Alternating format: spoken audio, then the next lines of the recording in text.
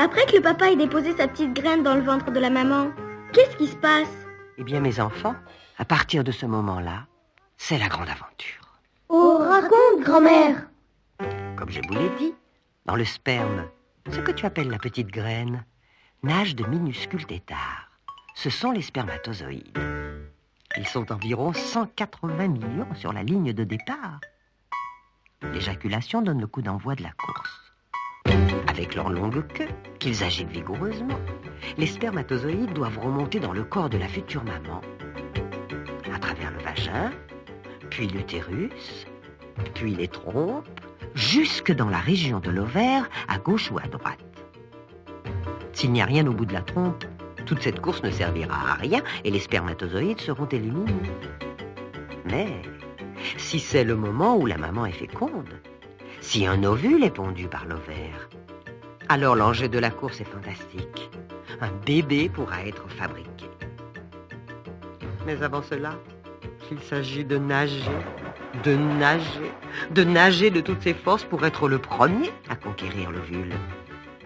Et si l'on compare avec les humains, eh bien, mes enfants, un spermatozoïde, ça nage 2 fois plus vite que le champion du monde de nage toute catégorie et ça parcourt l'équivalent de 6 kilomètres pour arriver au but.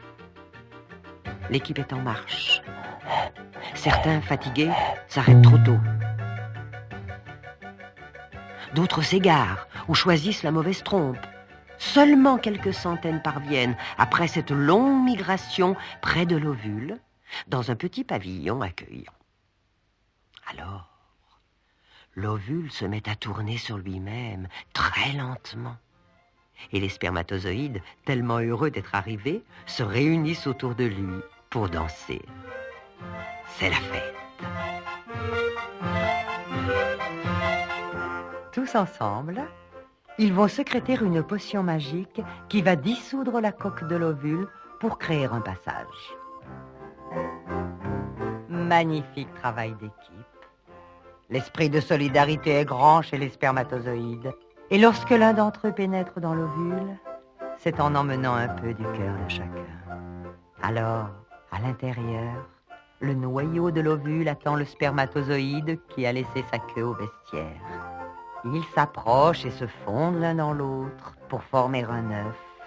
C'est cet œuf, unique au monde, qui va se diviser et grandir dans le ventre de la maman pour donner un garçon ou une fille, petit ou grand, peau blanche, jaune ou noire, selon ce qu'il aura hérité de ses parents.